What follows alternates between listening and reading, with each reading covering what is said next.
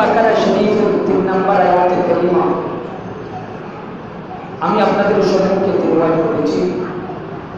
সকলে জানেন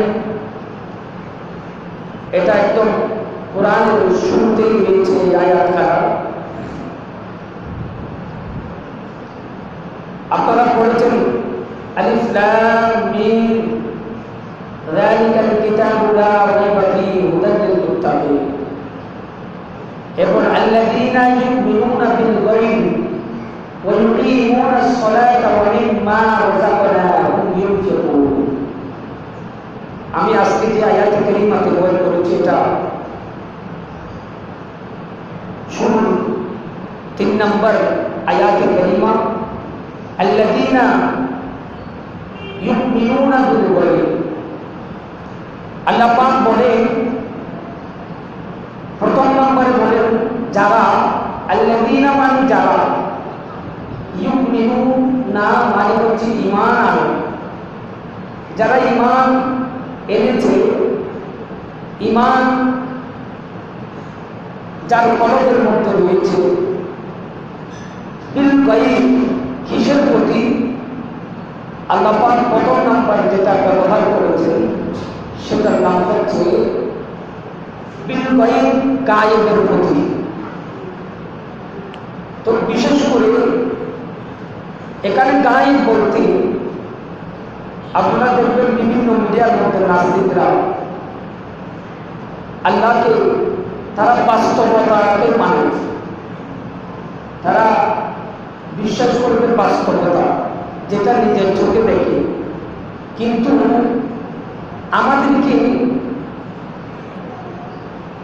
তারা যেরকম যুক্তিকে মানে সবগুলো কিন্তু যুক্তি দিয়ে হবে না। তারা সবসময় যুক্তিকে প্রদান করে, তারা অনেক সময় কাফেরের পর্যায়ে পড়ে যাবে। কেন? সবগুলো যুক্তি দিয়ে হবে না। কিছু কিছু বিষয় রয়েছে যেগুলো যুক্তি ছাড়াই বলতে হবে, এক কথায় বিশ্বাস করে নিতে হবে। সেটার নাম হলো নাম্বার 1 হচ্ছে গায়েব। আমরা কি আল্লাহকে দেখেছি? আল্লাহকে কেউ আমরা দেখি না, কিন্তু আল্লাহকে বিশ্বাস করার নাম হলো ঈমান। এটার নাম হচ্ছে গায়েব। আল্লাহ বলতেছেন বিল গায়ব, আমার গায়েবের প্রতি যারা ঈমান আনবে। ঈমান এটা কেমন জিনিস? ঈমান শব্দের যে আবিধানিক অর্থ হলো, এটার নাম হচ্ছে কোন বিষয়ে স্বীকৃতি দেওয়া, এটার নাম হলো ঈমান। বিশ্বাস করা, এটার নাম হলো ঈমান। পরিভাষায় ঈমান হচ্ছে, ঈমান বলতে বোঝায় কোন বিষয়ের স্বীকৃতির মাধ্যমে অন্তরে দৃঢ় বিশ্বাস করা এবং কাজে পরিণত করা, অন্তরে অক্ষর চিত্তে বিশ্বাস করার নাম হল ঈমান। ঈমান ঈমান পারিভাষিক অর্থ হল, প্রথম নম্বরে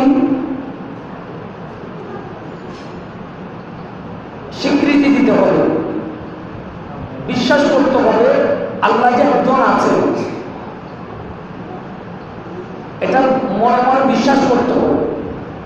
সাথে সাথে শুধু বিশ্বাস করতে হবে না, স্বীকৃতি প্রদান করতে হবে না, এরপরে এটা কাজে পরিণত করতে হবে, বাস্তবায়ন করতে হবে।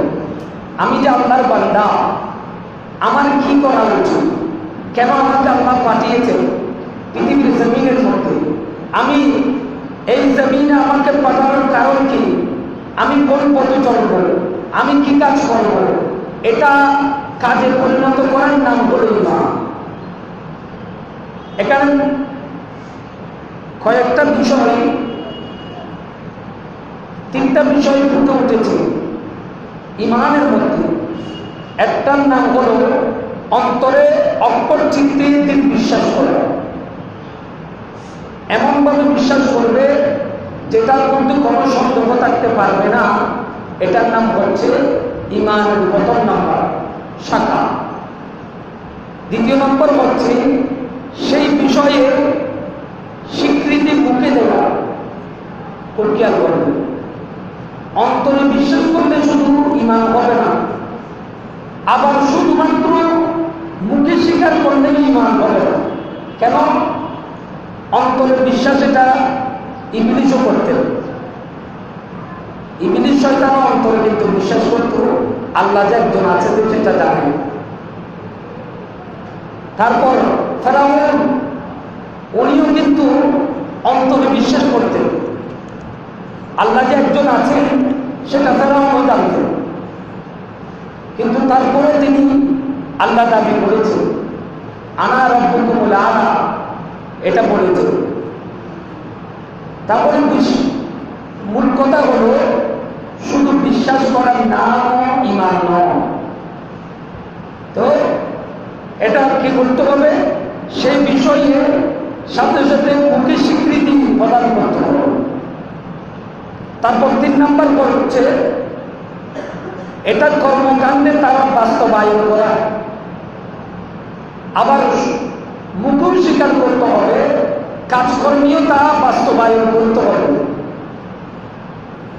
এটা আল্লাহ পাক যেগুলো বলেছেন আমাদেরকে, যেটা আদেশ করেছেন সেটা আমাদেরকে মেনে চলতে হবে, যেটা নিষেধ করেছে সেটার থেকে আমাদেরকে বিরত থাকতে হবে। এটার নাম ঈমান। তারপর এখানে একটা জিনিস হচ্ছে কর্মকাণ্ডে তার বাস্তবায়ন করা এবং মুখে স্বীকৃতি দেওয়া। তো মুখে স্বীকৃতি আমি কিভাবে দেব?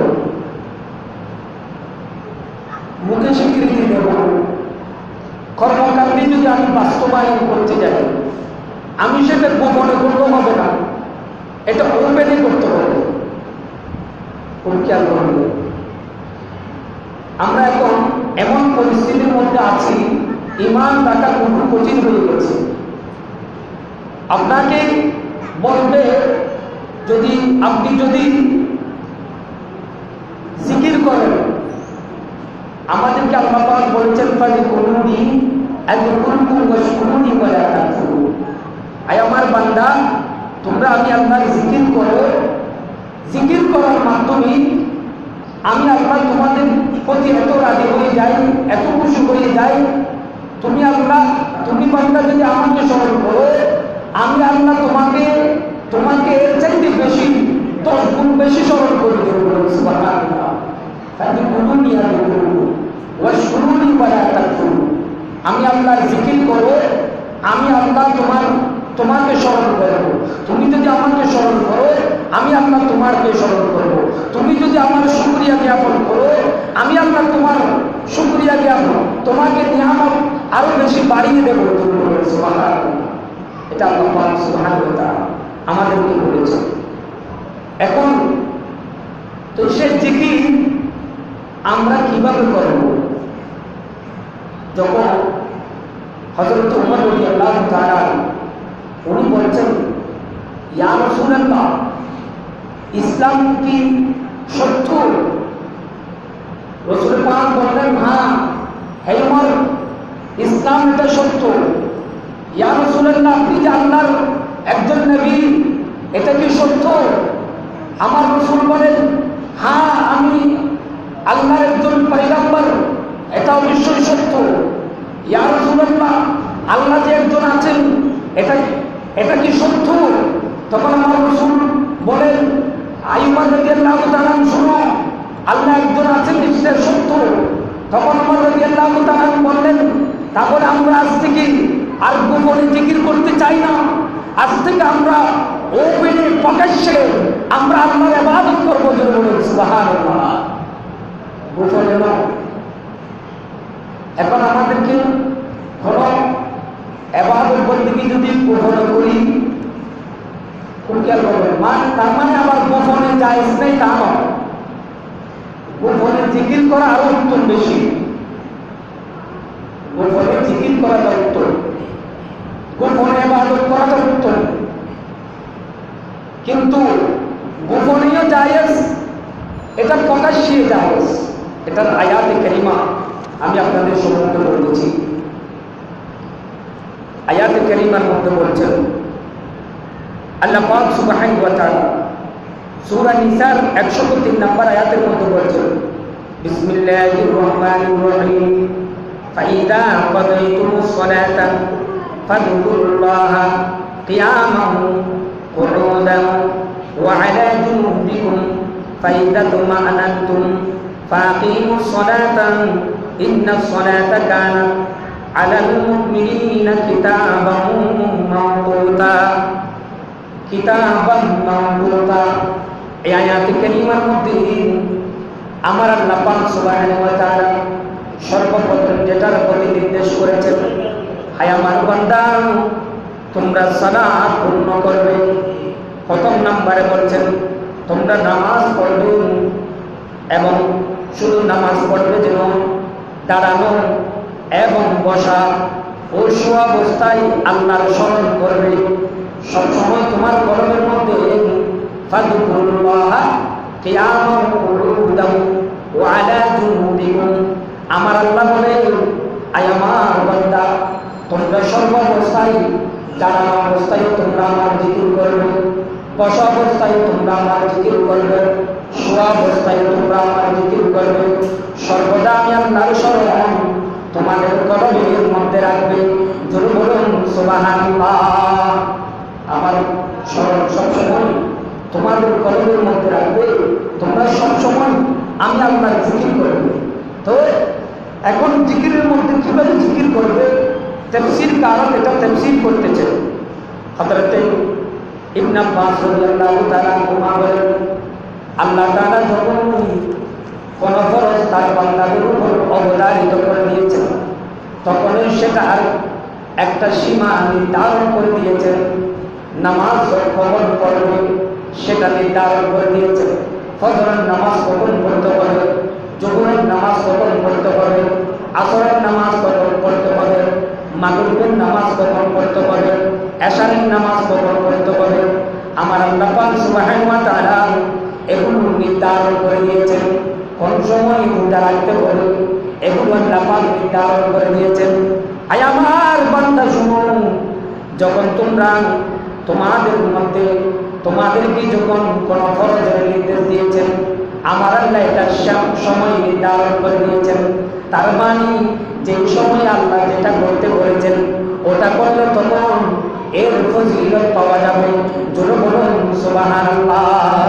আপনি ফজরের ওয়াক্তে ফজরের নামাজ পড়তে হবে, জোহরের ওয়াক্তে জোহরের নামাজ পড়তে হবে, জুমার ওয়াক্তে জুমার নামাজ আদায় করতে হবে। ফজরে যদি আপনি ফজরের ওয়াক্তে যদি জুমার নামাজ আদায় করেন, তাহলে কি আপনি জুমার ফজিলতটা পাবেন? এটা কখনো পাওয়া সম্ভব হবে না। এরপরে বলছেন, তারপর বলতেছেন তাদেরকে ভিন্ন পথ বাঁধিয়ে দিয়েছেন যারা এই ধরনের অক্ষম হয়ে যায়, বিশেষ করে যারা নামাজ পড়তে যারা অক্ষম হচ্ছে, যাদেরকে নামাজ পড়ার মতো যাদের শক্তি নেই, যারা শোয়াতে ঘুরতে পারে না, যারা কোনো কিছু করতে পারে না, এরপর অথবা যারা সফর অবস্থায় থাকে, এই ধরনের অবস্থায় যদি আমার আল্লাহ বিপরীত একটা বাঁধিয়ে দিয়েছেন, বিপরীতে তারা কি করবে? এরপর বলতেছেন তারা সদা সবসময় আল্লাহর জিকির করবে।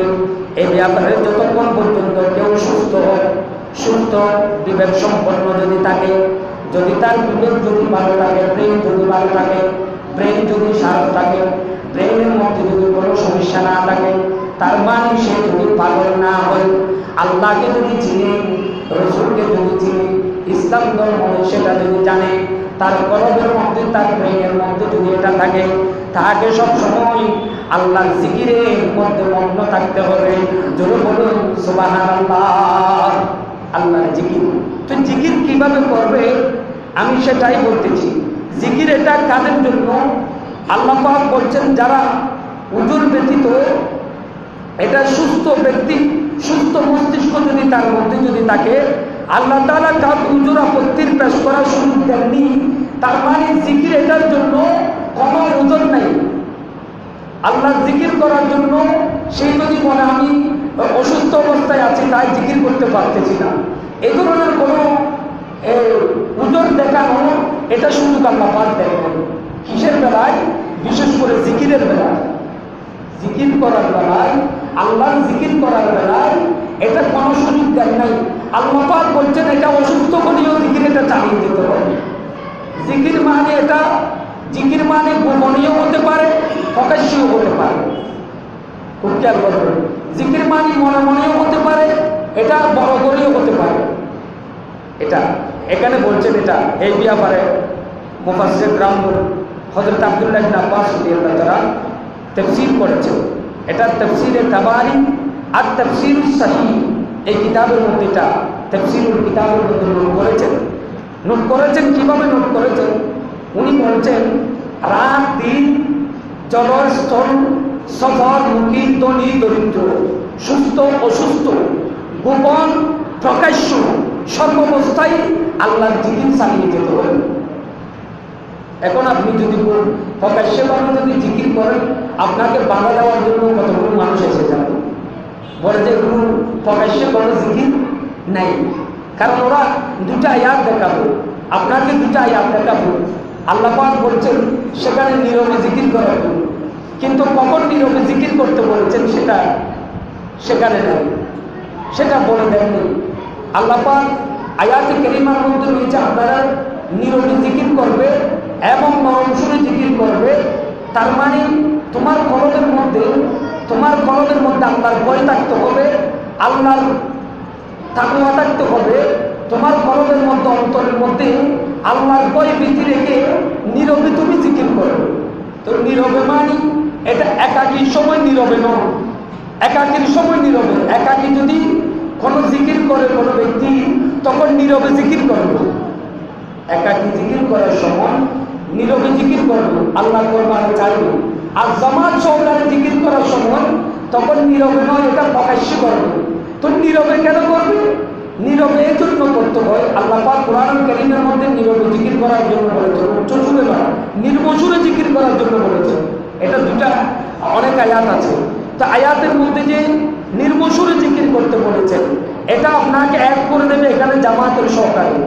মানুষ না বুঝার কারণে এটা এক করে দেয় কি, জামাতে আমরা যে জিকির করি, আমরা যে মোনাজাত করি, আমরা যে আল্লাহ আল্লাহ জিকির করি, এগুলোর মধ্যে আপনাকে এক করে দেবে। মূলত তারা জানে না। এটার কারণ হলো নীরবে কখন জিকির করবে? নীরবে জিকির করবে যে যখন একাকী থাকে, ওই মানুষ যখন একলা থাকবে তখন নীরবে জিকির করতে হবে। এবং এরকম যদি জিকির যদি বন্ধ করে দেওয়া হয়, প্রকাশ্যে যদি জিকির করতে না পারে, নামাজ যদি প্রকাশ্যে করতে না পারে, আজান যদি প্রকাশ্যে দিতে না পারে, আচ্ছা আজান কি আপনি ঘরের কোনার ভিতর আজান দিলে হবে? তা আল্লাহু আকবার, এটা আল্লাহু আকবার, আল্লাহু আকবার, এই জিকির আজানের মধ্যে আছে কি? আল্লাহু আকবার এটা হচ্ছে আফদালুল জিকির। হাদিসে পাকের মধ্যে আপনারা দেখবেন আল্লাহর জিকির সবচেয়ে উত্তম জিকির। এটা আল্লাহু আকবার, আল্লাহু আকবার, এটা জিকিরের মধ্যে সবচেয়ে উত্তম জিকির হচ্ছে এটা। তা আমরা আজানের দম যখন দিই তখন আল্লাহু আকবার, আল্লাহু আকবার এরকম কি দিতে হয়? আজান দিতে হয়। এটা এখন যদি প্রকাশ্যে যদি এই জিকিরটা যদি দিতে না পারি, আজান যদি দিতে না পারি, তাহলে ইসলাম অতি তাড়াতাড়ি ধূলিসাৎ হয়ে যাবে কিনা? তখন কাফেরের বর্বরা বাইরে যাবে, ইসলাম ডুবে যাচ্ছে। এখনো মাইকের মধ্যে আজান হওয়ার কারণে, মাইকের মধ্যে জিকির হওয়ার কারণে, মাইকের মধ্যে ওয়াজ নসিহত হওয়ার কারণে এখনো পর্যন্ত ইসলাম যে জিন্দা আছে সেটা কাফেরের অন্তরের মধ্যে কাফেররা ভয় পাচ্ছে। তখন আর কাফেররা যদি আপনি যদি নীরবে কোণার মধ্যে যদি জিকির করেন, ঘরের মধ্যে যদি বসে বসে জিকির করেন, মসজিদের মধ্যে না আসে যদি জিকির করেন, একাকী যদি ইবাদত বন্দেগী করেন, তাহলে কাফেরদের বলবলা বেড়ে যাবে। তারা ওপেনলি তাদের কাজগুলো চালাতে শুরু করবে এবং ইসলাম আস্তে আস্তে কি হয়ে যাবে? ধূলিসাৎ হয়ে যাবে। কথা বুঝছেন? তো যারা এখানে এটা এক করবে তারা মনে হয় তাদের সাথে সম্পৃক্ত আছে আমার মনে হচ্ছে।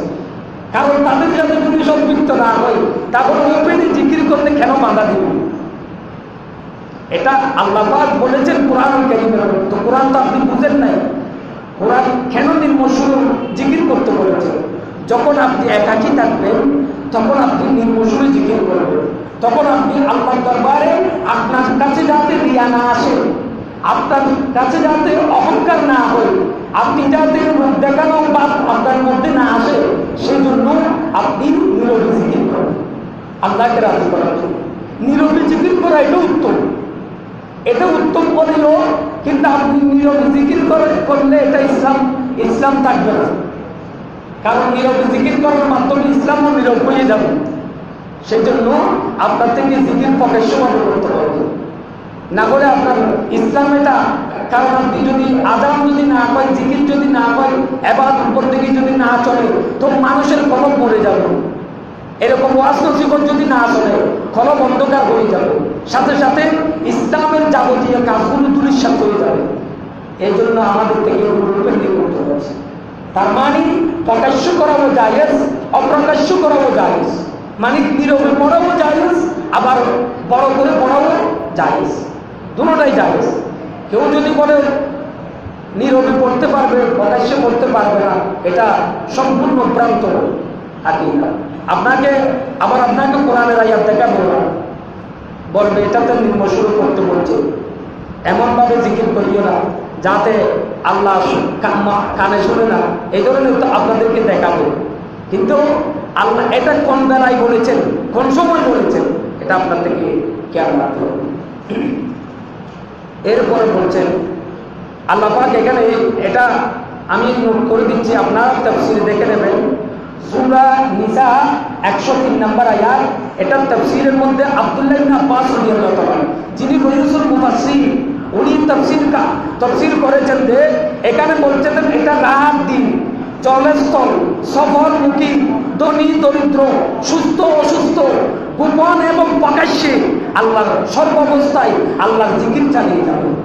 ওখানে তাফসীরের মধ্যে বলছি, এটার তাফসীর করেছে জিকিরের বেলায় ফাযকুরুল্লাহ কিয়ামান কুউদান ওয়া আলা জুনুবিকুম, এটার তাফসীর করেছেন যেটা ফাযকুরুল্লাহ, আল্লাহর যে জিকিরের কথা বলেছেন, এ দাঁড়ানো, বসা ও শোয়া অবস্থায় আল্লাহকে স্মরণ করবে।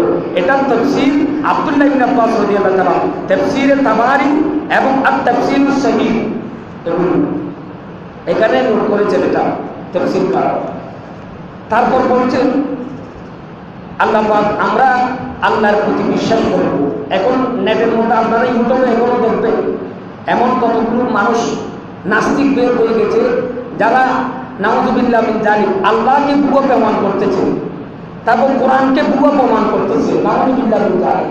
তারা কোরআনকে এটা বলতেছে যে নাউযুবিল্লাহ মিন যালিক, এগুলো কোরআনের যে কাহিনীগুলো, তারপর ওলামায়ে কেরামদের যে ঘটনাগুলো বর্ণনা করে, এগুলো হচ্ছে রূপকথা, মানে নাট্যকর কথা, এগুলো কোনো বাস্তবিক কিছু নয়। নাউযুবিল্লাহ মিন যালিক বলেন এগুলো বাস্তবতা কিছু নাই। তার মানে আপনি কি ফেরেশতাকে দেখেছেন? তো ফেরেশতার আলোচনা আছে কিনা? কোরআনুল কারীমের মধ্যে ফেরেশতার আলোচনা আছে কিনা? তো তারা ফেরেশতাকে বিশ্বাস করে না। তো যারা ফেরেশতাকে বিশ্বাস করবে না তাদের কি ঈমান আছে? ঈমানের মধ্যে ফেরেশতাকে মানা এটা ঈমানের একটা শাখা কিনা? তারপর আপনারা জিন অনেকেই জিনকে আমরা সবাই বিশ্বাস করি কিনা, জিন আছে কিনা? কোরআনুল কারীমের মধ্যে আয়াত আছে, ওয়ামা খালাকতুল জিন্না ওয়াল ইনসা ইল্লা লিয়াবুদুন। আল্লাহ দুই জাতিকে ইবাদত করার জন্য পাঠিয়েছেন, একটা হচ্ছে মানব আর একটা হচ্ছে জিন জাতি। তো জিন জাতিকে বিশ্বাস করতে হবে কিনা? তো তারা বলতে যে জিন মানে এগুলো কিছু নেই, বুয়া। তো সূরা একটা জিন কোরআনুল কারীমের মধ্যে আছে কিনা? তো তারা এটা বুয়া প্রমাণ করতে চাচ্ছে। তারপর আল্লাহ যে একজন আছেন, তারা এটা নাউযুবিল্লাহ মিন যালিক এটা ভুয়া প্রমাণ করতে চাচ্ছে। কারণ ওরা বলতেছে যে আল্লাহ যে আছেন এটা তো আমরা নিজের চোখে দেখতেছি না, এটা নিজের চোখে দেখতে হবে, মানে ওরা বাস্তবতাকে বিশ্বাস করে। তা এখানে এই জন্য আল্লাহ পাক বলছেন আল্লাযীনা ইউমিনুনা বিল গায়ব, যারা গায়েবের প্রতি ঈমান আনে তারাই হচ্ছে পরিপূর্ণ ঈমানদার। গায়েবের প্রতি ঈমান আনতে হবে। গায়েব মানে আমরা দেখি নাই, আল্লাহকে দেখি নাই, এরপরও আল্লাহ যে একজন আছেন সেটা আমাদেরকে বিশ্বাস করতে হবে। কারণ পৃথিবী এটা আপনার খেয়াল করবেন, একটা গাড়ি যদি আপনার ড্রাইভার ছাড়া যদি না চলে, একটা জিনিস যদি উৎপাদনেটা মানুষ কোনো ব্যক্তি ছাড়া যদি উৎপাদন না হয়, সৃষ্টি না হয়, মোবাইলটা বানাতে গেলে মোবাইলের জন্য কারিগর আছে কিনা, তারপর আপনার মাইক যারা বানিয়েছেন এরকম একজন কারিগর আছে কিনা, তো ঠিক তেমনিভাবে এই প্রতিদিন সূর্য একইভাবে উঠতেছে আবার একইভাবে ডুবতেছে, রাত করছে দিন করছে, এগুলো পরিচালনা যিনি করতেছেন এরকম একজন কারিগর আছে কিনা, ওই আল্লাহকে বিশ্বাস করতে হবে কিনা, এটার নাম হচ্ছে বিল গায়ব। এরপর হচ্ছে ওয়ায়ুকিমুনাস সালাহ। আল্লাহ পাক বলছেন গায়েবের প্রতি বিশ্বাস করার আগে পরে তোমরা যখন প্রথমে ঈমান আনতে হবে, ঈমান না আনে নামাজ পড়তে হবে না, ঈমান আনার পরে তারপর তোমাকে বলতেছে নামাজ পড়তে হবে। আল্লাহ পাক বলছেন ওয়ায়ুকিমুনাস সালাহ, তোমরা নামাজ কায়েম করবে। রাসূল পাক সাল্লাল্লাহু আলাইহি ওয়াসাল্লাম হাদিসে পাকের মধ্যে জানা দেখা যাচ্ছে রাসূল পাক প্রথমে যারা ঈমান আনতেন, ঈমান আনার পরে ওই ব্যক্তিকে, ওই সাহাবীকে সর্বপ্রথমে নামাজ শিক্ষা দিতেন ঈমান আনার পরে। কিন্তু আবার ঈমান আনার আগে নয়, ঈমান যখন আনতেন, ঈমান আনার পরেই রাসূল পাক সাল্লাল্লাহু আলাইহি ওয়াসাল্লাম ওই ব্যক্তিকে নামাজের শিক্ষা দিতেন, নামাজের ট্রেনিং দিতেন। এরপর বলছেন ওয়ালিল মা রাযাকনাহুম ইউনফিকুন। এখন আমি তাদেরকে রিজিক দিয়েছি, তা থেকে তোমরা ব্যয় করো। এখানে তিনটা জিনিসের কথা বলেছে। একটার নাম হচ্ছে গায়েবের প্রতি ঈমান আনতে হবে। যত বিষয়ে যত গায়েব আছে, যেগুলো আমরা জানি না, ফেরেশতার প্রতি, জিনের প্রতি, যা যা আল্লাহ বলেছেন সেগুলোর প্রতি ঈমান আনতে হবে। তারপর হচ্ছে এরপরে আল্লাহর প্রতি, এরপরে হচ্ছে ওয়ায়ুকিমুনাস সালাহ, নামাজ কায়েম করতে হবে।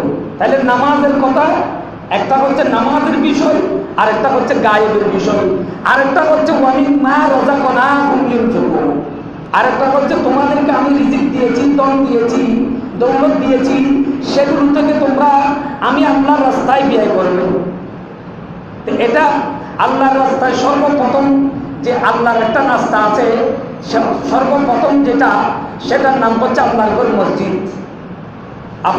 আপনাকে যদি আল্লাহ যে একজন আছেন এটা যদি সর্বপ্রথম আল্লাহর শুকরিয়া করতে চান, তাহলে আপনাকে সর্বপ্রথমেই মসজিদে আসতে হবে আল্লাহর শুকরিয়া জ্ঞাপন করার জন্য। আমি বলছিলাম ঈমান আনার পরে রাসূল পাক সাল্লাল্লাহু আলাইহি ওয়াসাল্লাম নামাজের তাগিদ দিয়েছেন।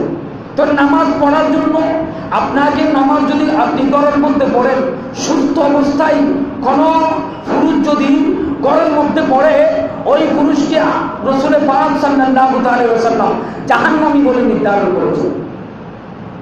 তাহলে আপনাকে নামাজ পড়ার জন্য করে নামাজ পড়লে হবে না, নামাজ পড়ার জন্য আপনাকে মসজিদের মধ্যে আসতে হবে। তো মসজিদের মধ্যে যদি আপনি নামাজ পড়েন, তাহলে মসজিদেটা অবশ্য বানাতে হবে, মসজিদেটার আপনাকে দেখাশোনা করতে হবে, মসজিদেটার যেটা প্রয়োজন হয়, ফ্যানের প্রয়োজন হয় ফ্যানেটা দিতে হবে, লাইটের প্রয়োজন হয় লাইটেটা দিতে হবে, ইমামের প্রয়োজন হয় ইমামেটা রাখতে হবে, খতিবের প্রয়োজন হয় খতিবেটা রাখতে হবে, মুয়াজ্জিনের প্রয়োজন হয় মুয়াজ্জিনেটা রাখতে হবে, টাইলসের প্রয়োজন হয় টাইলসেগুলো দিতে হবে। ওয়ায়ুকিমুনাস সালাতের অর্থ হলো নামাজ কায়েম করা মানে শুধু নামাজ পড়বে দেন, নামাজ কায়েম করা মানে নামাজ প্রতিষ্ঠার জন্য, নামাজ পড়ার জন্য যতগুলো নিয়ম আছে, যা যা দরকার হয় নামাজের জন্য সবগুলো ব্যবস্থা করে দেওয়ার নাম হচ্ছে ওয়ায়ুকিমুস সালাত। আমাদের মসজিদের মধ্যে এখনো অনেক কাজ বাকি আছে, অনেক।